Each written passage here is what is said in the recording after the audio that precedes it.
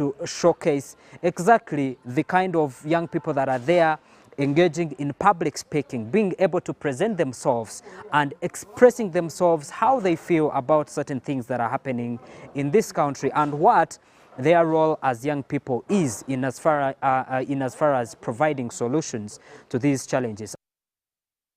It's not up to me to convince you, but I'm hoping that the story of Maria Nakato actually convinces you that when people that are responsible of doing one thing or the other step down, then you and me need to step up so no one is stepped on. Maria Nakato is one of the girls that we met in our first cohort that we're carrying out in Palisa district. One of the projects we're running, this project was called Women Must Talk. Currently, the scales in Uganda show that 90% of people that suffer from failed, broken down institutions in Uganda are actually women. So as Open Space Center, we thought, why not elevate the voices of these women so they can speak of the circumstances they go through. Maria is a woman that has had 5 pregnancies with no evidence to show of it. 5 pregnancies, no baby. The first pregnancy she had, the nurse said she could not work on her, apparently because there were no gloves, so no operation would take place. The second, the story is similar. On the third occasion, when she got pregnant 9 months after a heavy carrying of a child, she went to hospital and she could not give birth. Why?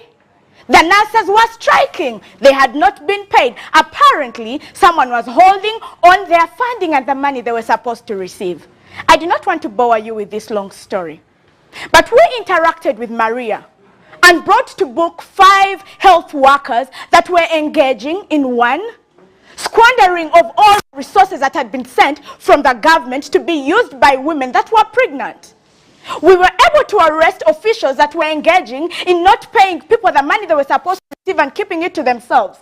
As we speak today in Palisa district, there are happy women who can testify that because of Maria's story, because Maria spoke up about her incidences, there are better medical facilities in Palisa. The sad part of this is that as Open Space, we are not going to be able to run this project in the next year. Why? The funders that we had cut off their funding this year, and with 1 month to go, the story of Maria could be repeated over and over and over again. And maybe there will be a creation of more Marias than this Maria that we actually have here today. What I'm here to tell you is this. With the money that you're able to give us, we shall be able to run cohorts for the next 2 years and have more women speak up about the violence they're suffering, not only in the health sector, but in the business sector and other sectors that we have in this country today. Uganda at 60 should not only be an ideology that we celebrate by going to Kololo and putting different stones on people that we call warriors and fighters of this nation. The fighters are Open Space. But the guns that we need to help women speak up in our project is actually the money that you can give us. Thank you. 60% of the Ugandans are living below the poverty line. Well, maybe it's not because of their choice, but maybe it's because of a circumstance that maybe put them to that situation. Well, take a look at the youth that are in school, and many of them that are in jail. Look at those in the streets, maybe engaging in evil acts of the society, like maybe prostitution or anything of the sort. On the idea of democracy, we tell you, the only reason as to why we do not want to shift, to hybrid parliamentary system is that for democracy to stand, it has to have 2 things. Number 1, participation of all individuals, but then number 2, representation. Why then participation of all individuals is not there is that number 1, we have told you that people are bribed to vote parliamentarians. So that means that participation is the one that is only there. But when parliamentarians reach there, and parliamentarians are the ones that are going to vote, presidents, what that means is that that sort of participation for all is not going to actually be there. And what is democracy? Democracy is the government of the people, for the people, and by the people. If they do not work in favor of the people. So For you to fulfill the elements of a democracy, accountability, inclusion, and participation, you must have institutions that work. They do not clearly explain to us how we are going to have better representation simply because we are having a hybrid system. They do not necessarily tell us how we are going to have inclusion because you're looking out people who are already biased. The perception of the people of Uganda today about their parliament is deteriorating, and to the extent that they do not want to do anything with parliament. You can claim that they are good, they are bad MPs in there, but it's simply a vote of no confidence for people to tell you that that parliament is not working. Why? Because they do not trust the institutions. The closing opposition come and tell us that all these problems, all the problems that we have in the country can actually be solved by strong institutions. But panel, let me show you why actually a hybrid system is actually going to solve this problem better, and show you why in the adult suffrage this problem has not been catered for, especially in relation to the current status quo. You realize that currently institutions like the military, the reason they actually have a longer hand and actually bringing violence, it is because these people are actually dealing under one person who think they have a lot of influence in the country. But given the fact that actually it's the parliamentary system that is actually voting these leaders in power, it means that these people, actually these institutions, really do not have a bigger hand in actually bringing violence. First of all, what I get from all of them is that they want to solve problems that are in the status quo, so they justify shifting. But I'm going to show you some of their claims and examples why actually these problems exist in both worlds. And what would be important is to look for ways of how to solve both problems. Chair, one thing that I note from the both of them is who is easier to bribe? Is it the president who can buy bar and soap for 40 million people? President who can get a Range Rover for 1 MP for 529 MPs, and this is done. So that is a justification that both worlds have corruption, and by the way, in this case, corruption would be more prevalent if we are operating what they want to shift to. The weaponization of youths by political parties under influence, ladies and gentlemen, under influence of foreign hands whose interests in our nation are unjustified and never told to us. This has always caused riots and unjustifiable riots whose end goals are not for the benefit of our nation, but rather for the foreign hand whose interest we don't know. Definitely an event like this one, as we said, that these are university debate nationals. How can we end this show without showing you exactly what transpired in as far as, you know, these debates are concerned? Young people being able to talk about different issues and showing different sides of the coin in as far as, you know, all those issues concerning this country. That's to talk about justice, that's to talk about the SDGs, to talk about issues of governance. And these young people are able to have a debate on all that, and we want to have a look and have a feel of exactly what they talked about. It looks like what opening government suggests is not something that is happening, because when they talk about regulating, how are you going to come up again and then say it is cracking down, the system is right to crack down, and then you talk about regulation? I thought you're supposed to stand here and fight for these people and see to it that they continue having their independence. Hello, in our argumentation, what do we bring to you? We bring to you and show to you clearly why it is relevant, why it is important for us to have a civil society or a civic space which is independent. I see you are very young, but I believe that you have read the history of this country. Uganda is a country which has battled against violence, disrespect of human rights, abuses of all sorts, political instability, low economic growth, among others. We've been discussing Uganda at 60. Uganda has had an amazing journey, a journey of experiences, a journey of growth, a journey of challenges and lessons. But we want to discuss some of these challenges, especially when we talk about young people in this country. You know very well that you are the greatest composition of the entire population, and that means majority of the things you do have an impact on either our growth or the challenges that we have as a country. So, to dive into the panel discussion, I'll definitely, I think, start with Sabrina. She's representing the majority of you, and ask a question. In what ways would you say young people in institutions of learning have participated in the country's governance processes? Thank you very much.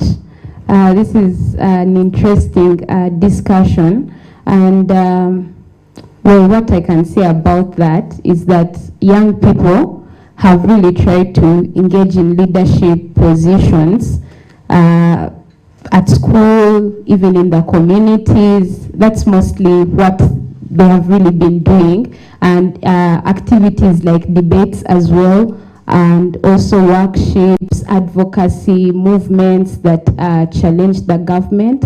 We've seen most of the people, some who even make members of this community, question authority, question things that are not going well in the government. But still, on my end, I would say that when it comes to good governance, most of us look at it in line with only politics. We think that it only relates to state governance. We think that it only relates to elections. We think that it only relates to the arms of the government that we have. Yet, governance actually cuts across to even other fields. It cuts across to corporate governance. It cuts across to family. It cuts across to communities. It cuts across to institutions. So I would definitely say that maybe the better we can do as young people is actually look into all the other aspects of governance and see how we can contribute to them better than we are right now. So Remy, one of the Open Spaces Center's key thematic areas is young people influencing national and global policy agendas, including the 2030 SDG agenda. So in line with Sustainable Development Goal 16, which is peace, justice, and strong institutions, what progress have you as an entity made so far in this line? Thank you. So far, in line with the Sustainable Development work, Open Space Center is part of a core reference group on Sustainable Development Goals. And on this core reference group, we lead the thematic cluster for young people, where we make sure that we have engagements for young people at institutional level and even within their communities. As an organization, we have thematic areas on leadership, and another one is on influencing national and global development agenda, where we are running 3 programs that are designed to engage young people meaningfully on the country's democratic processes. But also these programs have provided a platform for young people to be able to interface with policymakers, to make their voices amplified on issues that they feel are most pressing to their communities. So Sebastian, as a youth ambassador, one of your key roles is to connect communities in East Africa to the Secretariat. How has the East African community contributed to good governance, especially for the youth in member states? We need to first of all appreciate that the EAC, from the onset in the Treaty of Establishment of the EAC, it is very clear that there is an agreement. Integration cannot happen when it is not people-centered. It is also notable that the East African region on the African bloc has the highest number of young people, which means young people are ultimately the drivers of the integration agenda.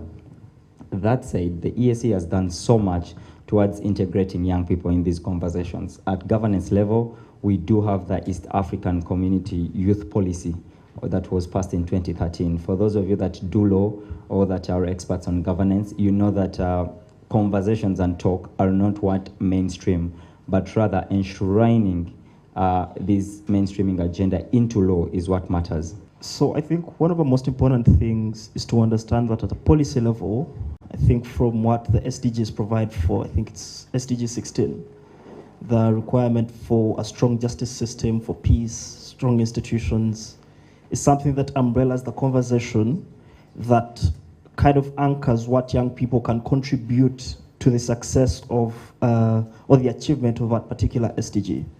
I think when we domesticate, and this is a conversation that Seba started, starting from a branch of international law, that these are kind of sentiments that are shared across nations. And it's always up to an individual state to get interested and commit to achieving a particular SDG. So if you want strong institutions, as a state, you must create policies that get to lay fertile ground for your citizenry to participate in the contribution towards having strong institutions. Members of Parliament, heads of NGOs in the private sector, religious leaders, and student leaders and debaters, all protocols observed. First of all, I feel very nervous getting up here after people were so effortlessly up here expressing their opinions and doing such a wonderful job. So I want to give everyone a round of applause. Everyone, from what I saw, did such a great job today, so thank you. It's a pleasure to be here today for the 2022 University Debate Nationals. From what I saw, it seems like they were very interesting and well-run debates. And I know that there's lots of other great debates that happened over the last several days. And it was a great opportunity to propel Ugandans forward and talk about really important issues such as peace building, justice, and the importance of strong institutions. It's exciting to see so many enthusiastic young people in one place discussing these important issues and to build the nation of Uganda, and knowing that there's young people that understand, just as Chris said, that debate is very important and there's always two sides to every story, and it's really important to be able to have a debate and have people of different opinions coming together. We know that as an art, debate picked up a lot during the time of the famous Greek philosophers. Those of you who have read the works of Socrates, Cicero, and others, you'll notice that that's when the art of speaking was taken seriously, and it then picked on in the Age of Enlightenment, the 18th century in Britain and all these places. Okay, in regards to the theme Uganda at 60, peace and justice and strong institutions, what has been your experience throughout the entire tournament? I appreciate the initiators of this program and also the choice of the theme, because that falls in my field of expertise to do with promoting peace and also building capacities to fight terrorism and also violent extremism. I happen to appreciate the debaters that this has nurtured young people in how to handle events of chaos, events of violence. You know, for so long we lacked spaces to breed young people into becoming the people that engage in dialogue in times of violence. So when they happen to pick this particular subject as a theme, and also they happen to put it onto the young people to debate it and also hold an attachment to it, this predicts a very big and brighter future for Uganda and also the African continent. My name is Wakib Bunya, and I work as the team leader of Open Space Center, an organization that I co-founded about 10 years ago while I was still a university student. Yeah. Okay, so we have seen a series of different tournaments happening in various countries, and we wanted to know the timing of this theme, Uganda at 60, peace and justice and strong institutions. What motivated or what thrived the thinking of this theme by the Open Space team? Well, it's a time when Uganda is marking 60 years of independence since 1962, and we thought we would engage young people around reflecting on what the country, the journey that the country has gone through in terms of democracy, in terms of governance, but generally in terms of leadership. What are those key questions that young people of today need to ask themselves, they need to be part of, they need to engage with as leaders, as young people? And that's why we thought that at this time, this would be the right time to bring young people together and to talk about issues that affect our country. Okay, the gentleman over there, I want to ask, how has your experience with UDN been for the last 4 days? How has it been? Moving forward, the last 4 days have been tough times. At times you even don't have appetite to eat. You're on tension about what the future holds because it's very, very uncertain. But then we are taught resilience. So I must say that coming for UDN 2022 and more so having a theme Uganda at 60 has been like a call out for me. So UDN 2022 to me has been a time for me as a Ugandan youth to reflect about the Uganda I currently live in and how best we can make it, how best we can contribute to see that my country progresses further and becomes a better place for all of us. So we have been wondering who's the champion of this year's edition, and it's none other than MUBS University. We all know it for training on various topics, but this time it's training because of debates. So these smiling gentlemen and no lady in between to them, they have defended back to back. And the reason is, what magic have you been using? Before I take you to the nitty-gritties, introduce yourself to your viewers. My name is Simon Peter Wiswata, student of Bachelor's of Business Administration, a finance major. I'm currently in my year 3 awaiting graduation. Second time winner of the UDN. Okay, over to you. And my name is Sam Nerinje. I'm a Bachelor of Commerce student, accounting option, and I'll be graduating in February. So this is my last tournament. So everyone on Twitter has been wondering, why is MUBS training with UDN? And they're asking, what is it? Because we know the MUBS that is always training is a different one. Oh, yeah. So what is the magic for you to defend this mighty trophy, UDN, back to back? The things that trend majorly on MUBS are those that people have very much interest in. But we have also been doing this. We won the UDA, we won the UDN the other year, and we're winning it today. There is no sort of magic, but always striving to be the best. I believe in hard work. I believe that sometimes you don't get things because you're just too good, but you get things because you've worked for them. I think these things that we are getting are things we work for and things we've strived. We've tried and dared to try, because oftentimes when people win for the first time, they don't come back for the second to ruin their legacy. So therefore, coming back for the second time to risk was another thing that taught me that believe. There's a time we weren't even believing if we were going to break, and you can imagine. But here we are. Hello everyone, my name is Maseke Miriam Rioba from Kenya. I was the Deputy Chief Adjudicator Public Speaking category for UDN 2022. Okay, in regards to the theme of peace and justice, Uganda at 60 and strong institutions, I would like to know, as a DCA, what kind of things have you been engaging the public speakers, and how has been the experience you being the DCA? Okay. So when it comes to public speaking tracks, we have so many brands of speeches that speakers can talk about. However, for this particular round, we've engaged them in persuasive speeches, narrative speeches, special occasion speeches, and an impromptu round. Aside from that, we also gave them opportunities for structured speeches during the quarterfinals, semifinals, and finals to share their own opinions about what they thought about peace, justice, and strong institutions when Uganda is at 60. We all know that we are part of the East African community, and we are having these civic engagements, both in debate and public speaking. So in the obligations and the engagements, how does this drive, how does it contribute to the interpretation that we want? Of the integration that we want? Yeah. What I would say is that, one thing is that the challenges we face in Kenya, Uganda, Tanzania are normally, they cut across the board. They are similar when it comes to political elitism, when it comes to corruption, when it comes to democracy. These are things that are similar across the board. What happens in Uganda might have a different magnitude in comparison to what happens in Kenya. But why UDN 2022 particularly is important for such conversations is that it allows us to have an inclusive voice, in that I can understand that what happens in your country happens in my country also, but in a specific direction. Perhaps I would not have seen it before, but now I've seen it now that I'm here. Aside from that, it also helps us to come with solutions that are uniform.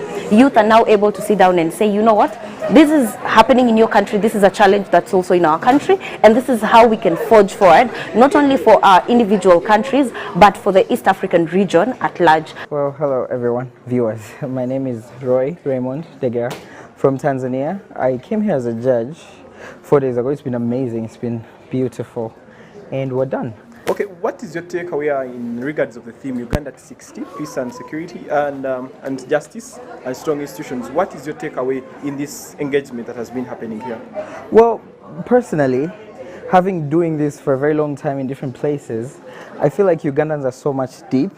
It's amazing to see how these young people know about this stuff. You see everywhere in the world people talk about government and justice and stuff, but here specifically, these young boys and girls know so much more. So sometimes it gets intimidating, but what really took my eye is that depth. Like, they know it's too deep, and I feel like that's something to be celebrated. That's good, as much as there are issues, of course, but that depth is something admirable in this country. Okay, the theme being centered on the Ugandan perspective, and you be coming from a country that is not part of Uganda. Yes. How do you feel Or how do you think the discussion was from your own perception, and also borrowing back to the regards of the East African community?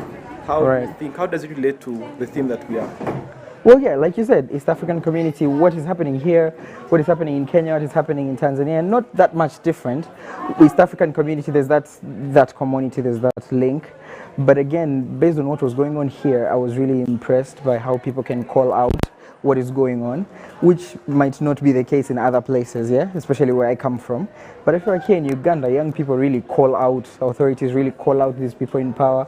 They call them out for what they do, and they say it plainly. These guys are way older than me. I'm in high school currently, in Form 6 right now, and I mean, I've gotten to learn like a lot from them.